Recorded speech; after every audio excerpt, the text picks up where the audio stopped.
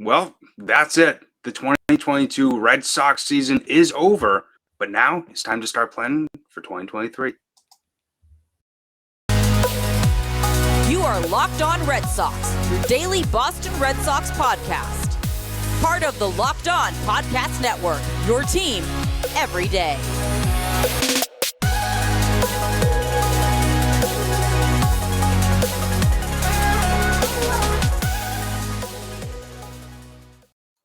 Welcome back into the Locked On Red Sox podcast. I want to thank you so much for making Locked On Red Sox your first listen of every single day. I am your host, Massachusetts Powers Team Insider Jake Ignaszewski, and I'm here as always with my co-host NESN's Lauren Willand. But wow, it's pretty crazy to think that, tonight or tomorrow, we're not going to be able to just go right on NESN or wherever they're broadcasting the games and just be able to see our favorite baseball team on the TV.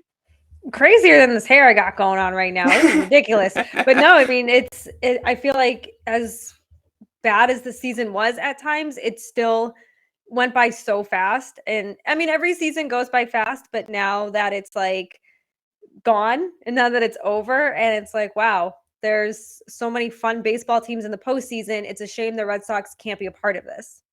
Well, I think it's funny is actually today at work, I was talking to somebody who was a Yankees fan. He's like, how does it feel to, not be able to watch the Red Sox in the playoffs? I'm like, I don't think you realize, like, I talk about this team 5 days a week. And, I sort of realized that, at the start of September, unfortunately, but it was a fun season.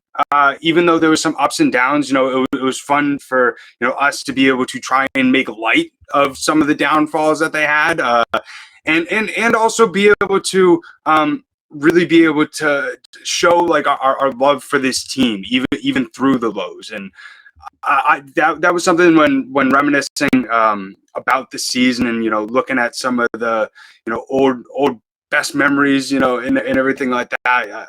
I was watching the Ref Snyder walk off and got a little bit choked up, just like thinking that I'm not going to be able to watch the team that I love, for another, 173 days. And just like the energy that of like when the team wins is just like something that I love. And especially obviously when the team's in the playoffs and you just get that feeling of like you just like that immense feeling of passion that you feel for your team doing well. I'm just going to miss that.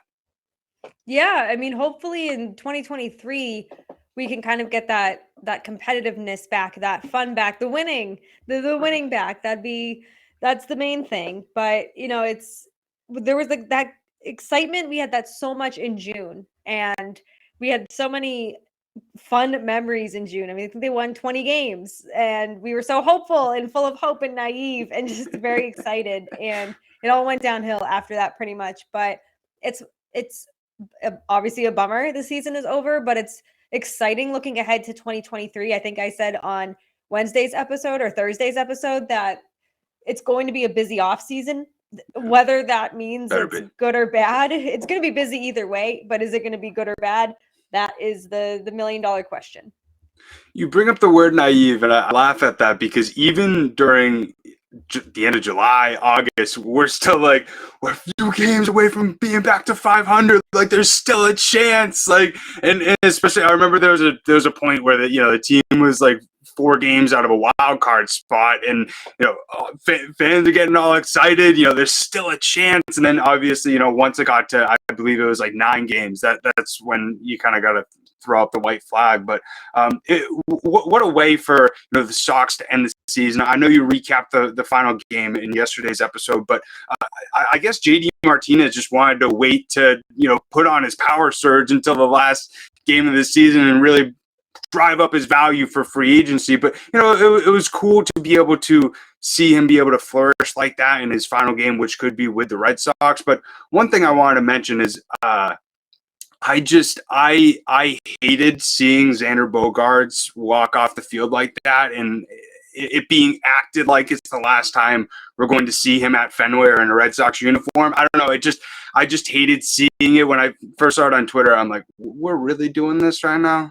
I don't know if sad is the right word, because it felt like a goodbye, but it didn't at the same time. I don't know. Like it had the makings of a goodbye, right? Like the whole hat tip of the cap and the hugs. It Yeah. was just, And then the like I people said, who were like, "Is this the last time that we're going to see Rafael Devers and Xander Bogaerts at Fenway hugging?" I'm like, "Stop!" Like you want me to have a mental breakdown? Like X leaving too? Come on. Twitter is a silly place between the end of Red Sox season, all the questions going into it, and like between the press conference on Thursday and like the Bruins roster cuts, I thought Twitter was going to just combust because everyone was just reading too much into it. And listen, this is what Twitter is for, right? Like you have to overreact. If you're not overreacting on Twitter, are you even using Twitter, right? But between like the Xander Bogaerts thing, between all the unknowns with like the JD Martinez, with Eck leaving, and then like I said, just a lot of Bruins news also came out. So everyone, I'm just like, Twitter needs to calm down. We need to stop being so sad and thinking like negatively about the future, because this is not how I want to spend October. October is an elite month, and we're gonna have elite feelings all month. Exactly, and I got some questions answered a tiny bit from the press conference. We're going to talk a little bit more about that in our second segment, but I thought it was really cool that the game didn't get rained out, and that the weather was able to cooperate with the team, but especially how everything played out. The Red Sox were able to end it on the right foot, but also especially with Eck leaving as well. I thought it was really cool to the build up of his final game was really amazing. I believe NESN did a great job of sending him off on the right foot, and especially that final goodbye that he gave. It was tough to watch that without getting a little bit misty, but it was nice. It was nice to see that he said that he'll be back at some point. Yeah, and I feel like too, the Red Sox play every team next year. They're going to be in California. I believe he resides in California. Like they're going to be out there. They're going to be everywhere at some point in the season next year. So I definitely think that the door is always going to be open for him to return in a one-game capacity, a smaller capacity. And you could tell how excited he was about the next chapter in his life, and also how sad he was to leave. I mean, 50 years in baseball as a whole. That's incredible, from playing and broadcasting and just the career he had as well. Like he's a Hall of Famer, and he got to do what he loved his entire life. And it was really cool to see him emotional, because you don't really see, athletes and broadcasters kind of get like that. Yeah. And it was, he wears his heart on his sleeve, and he certainly did that on Tuesday, or Wednesday, whenever. I don't know what day it is anymore. I don't know. You could tell me it's Saturday right now, and I'd believe you. But it was very sad to see. I just felt like it was a fitting ending just to the season. Just like we're all sad, and now X leaving, and we can't even give them like postseason games to be excited about and to call. And even the moment as well with Tom Caron as well. I thought that was really cool, and I think you said it perfectly. It was the right way to go out on a tough season. But the one thing that, really looking at, that final game, that I think there was a lot that was talked about, especially on Twitter, with the final game's lineup. And I thought it was really interesting. We spoke about in a few episodes ago the return of Eric Hosmer, and, why the team would, have him return with a few games left. But especially, him starting at first base over Casas. Obviously, Casas came in later in the game and got one up at bat. But just the whole narrative that, the team is putting him in these final games to drive up his trade value, I thought was sort of interesting. I was curious your thoughts. Yeah, I mean, I think that you certainly can look at it that way. I also think maybe just you want to not risk potentially injuring Casas, and who knows how his ankle clearly looks fine, but you just never know if there's any sort of lingering effects there from that high ankle sprain he had. And Hosmer missed basically 2 months, and you have nothing to lose. So just throw him in there, get him some reps before the offseason. And he's certainly a desirable trade chip just because of that contract, but I don't think that happens just because you have no one else to platoon there with Casas. You don't need a platoon, but you need a reliable backup. And we saw so much in 2022 how their first baseman, like their 1 and 1A, just were not good. They there was no backup plan there. Their 1A was just as bad as their 1. So they need somebody, and I think Hosmer would be a fine, kind of platoon-ish guy. And he likes being here. I mean, he wanted to be here in like 2018. I remember when that whole thing was going down. Was it going to be JD Martinez? Was it going to be Eric Hosmer? Yeah. But I don't put too much stock into that. I think it's just more of hasn't played in a while. Get him in there. There's literally nothing to lose at this point. So let's just get him out there, and we traded for him. Might as well play him. Might as well. And, Chaim Bloom spoke about, the first base situation and spoke a little bit more into Hosmer and Casas in Thursday's press conference. But we're going to dive more into everything that was said in that press conference in our second segment. But before we get into that, I just want to take a second to talk to you about BetOnline. So BetOnline is your number one source for your football betting info this season. Find all the latest player developments, team matchups, news, podcasts, in-depth articles, and analysis on every game you can find. And as always, BetOnline remains to be your continued source for your sports wagering information with live betting and up-to-date scores for every sport out there. The fastest and easiest way to check in on your favorite games, including MLB, MMA, boxing, and golf. So head over to betonline.net or use your mobile device to learn more about the trends and action. BetOnline, where the game starts. So looking into this press conference, I honestly, once I saw it come up on like the Twitter notifications or whatever, I had to tune right in. I kind of completely forgot that was even happening. But it was really interesting to sort of hear about what was being said throughout the press conference. And the first thing that, was really eye-popping but not really too surprising is that the first question was about Xander Bogaerts. And Chaim Bloom pretty much just started off and he said, he's our number one priority right now, and re-signing him is going to start right away.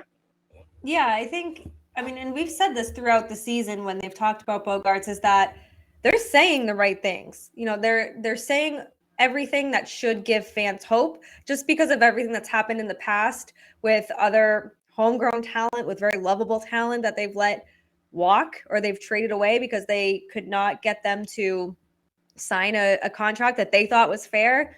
But like I said, saying the right things, but actions speak much louder than words. And I obviously don't expect them to say like, yeah, hopefully we can sign him. We'll see what we can do. Like, I truly do believe that Xander Bogaerts is their priority. I 100% believe that.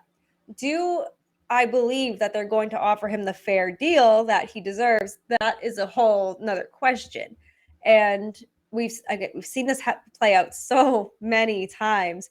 And we saw it you can even argue that we saw it play out with Devers when they were using comps for Devers, not even playing the same position. So they're saying the right things. And I think that they're trying to sound convincing, and it should give Red Sox fans hope. But just because of everything that's happened in the last two years in particular, they're going to hear that, and they're going to feel pessimistic about it. And they have every right to.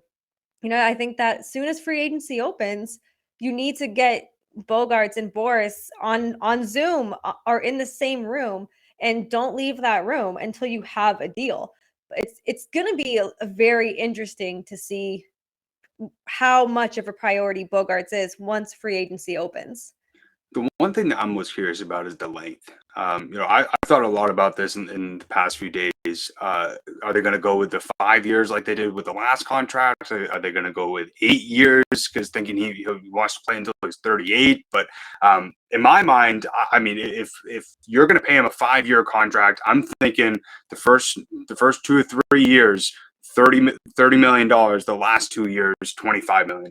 I think that's fair. But who knows, what Boris is going to want to demand. Who knows really how much of a discount Bogaerts is really going to give to the Red Sox, because obviously he did that last time they signed the deal. But I thought I was curious as well on Cora's thoughts on if Xander can play shortstop as long as he can physically handle it. And he said his body hasn't changed for 3 to 4 years, and he was able to improve considerably this year. And he's played really good this year, making a few adjustments. So I think this question as well. And, you also posed the question, especially what happened, last year in the draft with Marcelo Meyer and then, Mickey Romero, both shortstops. So that's the real big question in my mind.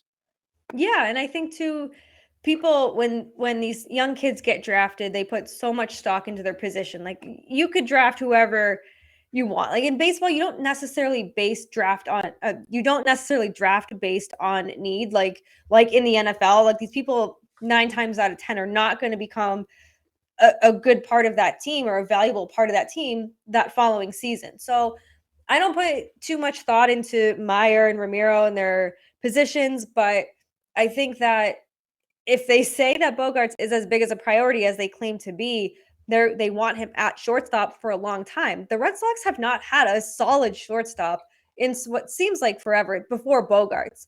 And Bogaerts has really made that position his. He's made it clear that that's where he wants to play and he wants to be part of this team. I just don't see, I mean, yes, you have Trevor Story. Yes, you have Kike Hernandez who can play short, but I just don't see the long-term option and Cora did say that Story could play short as well, but you don't need a shortstop when you have Xander Bogaerts and you have the opportunity to keep him here. I mean, Xander Bogaerts could shock everyone and opt into his deal. I don't think that will happen. That would just be a miracle, but I don't think Boris will let that happen. But I think Cora wants Bogaerts here. I think he's made that very clear. And hopefully Cora can really push this front office to do the right thing. No, he doesn't make those deals, but we know how close Bogaerts is with Cora and Bogaerts is with Devers. Like, you got to keep those 3 together at all costs. And you bring up sort of the revolving door at shortstop before Devers came in 2013. I think about Steven Drew, Marco Scudero, Micah Vilas, and third base was the same exact thing, and you brought up another guy, Rafael Devers. He's somebody who has been talked about a lot throughout the season, as has Bogaerts regarding their contract situations. And, Bloom was asked about that as well, and he said he fully expects to have Devers on the team for the foreseeable future. He said, as he said multiple times throughout the season, he wants both Bogaerts and Devers to be cornerstones of this team that they want to build around. And one thing that I thought was really interesting is he said part of what we've done over a few years is to make sure we are never in that situation of trading a player like Betts again. I don't think we'll have to do an exact parallel to that situation again. I thought that was very interesting. Yeah, I mean, like I said, they said all the right things during their press conference on Thursday. And everything that they said was exactly what they should have said. I do think that they want to be better next year. I think that they do have a plan. It's just a matter of if they execute it correctly or properly or whatever. I just think that there's so many questions and we're not going to get answers for a long time. We're not going to get answers probably not till the early goings of 2023 in like January, February, after winter meetings and all that good stuff. And I mean, you look at the roster the Red Sox had now. It should have been much better than it was. Yes, there were injuries. Yes, there was COVID at the beginning of the season, but at some point you need to kind of step back and be like, how do we make this team better? Where can we trim fat? Blah, blah, blah, blah, blah. And I don't think that they want to trim Devers or trim Bogaerts, but I mean, the good news is they don't want to trade Devers. And I think if they wanted to, they would have at the trade deadline if they were really conscientious about doing that. My biggest takeaway from this press conference was saying that they want to explore options for catcher, because I think Reese McGuire and Connor Wong, they're fine. They're not great, but they're fine. And it made me wonder, will they kind of poke around at Christian Vasquez, try to get him back, maybe on a cheaper deal? Or will they just kind of be like, well, they're fine. We'll figure it out. And maybe we'll reassess at the trade deadline, because there are bigger priorities. I just didn't think catcher would be kind of brought out or called out pretty much by position. I was a little bit surprised about that as well, because especially with how good Reese McGuire did since being acquired by the Red Sox during the trade deadline, and also with what Connor Wong, the small sample size that we were able to see, and also, what you've heard from him in his, demeanor with pitchers and, being able to be very attentive to detail. I was surprised about that as well. But the one thing that, looking at that comment is that they're not satisfied. I think that's a good direction to go into, is looking at not looking at this team as, we can bring back very similar guys and, we just need to switch around maybe a few things and, we'll be better. But like trying to be better, at least at majority of the positions on the depth chart, I think is a good direction. And, you brought up, the injuries thing. And, I think Cora brought up a great quote just a few days ago. He said, "I've been thinking about next season for a while. We have to push hard in the offseason, and the excuses of the injuries and being young are in the past. That's over." Perfect messaging right there. And I think with Cora already thinking about next season, I think a lot of players are in that same boat. Is really interesting. But I think catcher is going to be one of those positions that is going to be talked about a lot throughout this offseason. Yeah, I think it definitely is. And I think, like you said, that they're not satisfied with that position, and that, Connor Wong still has to develop, and Reese McGuire probably is what he is. And I really like that they want to upgrade at every position. I just want that to be lower on their list. I don't want their first move of the offseason to be like, Christian Vasquez, I wouldn't mind if he came back, but I don't want that to be the first move when you have other priorities and money to be spent on things that need upgrades immediately, or people need to be signed here immediately. Bogaerts, the bullpen, a starting pitcher. Those are your top three right there. And then you can kind of plug and play where you want to kind of add more pieces, like a Rich Hill or a new catcher. Like, you have time with catchers. So I want their priorities to be right. Love the idea that they want to genuinely be better, but I want them to do it the right way. And with Wong, one thing that, a lot of people forget is when he was traded over from the Dodgers, he was listed as a catcher, second baseman, and third baseman. And, there was rumblings in Worcester that Chad Tracy, during the last few months of the season, wanted him to get some work in at second base and third base. Even when I was in Worcester, pregame, Wong was out there taking ground balls. So, they probably want, they don't want him to be looked at solely as the backup catcher or a platoon. They want him to be able to have the ability to be able to move around more different places. But you also have to put in consideration, he hasn't played second or third base. I don't even know really at AAA too much. Definitely not in the majors. So how much are you really going to risk that? We saw the debacles that happen when you place guys in different defensive positions. Franchi Cordero, great example. And so how much do you really want to, put a lot of pressure on him to do that? But another position that they brought up as well is with DH that I thought was sort of interesting. Obviously with Ortiz, with JD, the DH position, you've had one guy there, and it really hasn't been a revolving door of, oh, you're taking a day off, we're going to put you in DH or something like that. And from what it sounds like there's not going to be a designated actual DH. And from what Cora said, he said that he wants to have a more dynamic and athletic club next season. And so it'll really be use of an everyday hitter or a revolving sort of door at that position.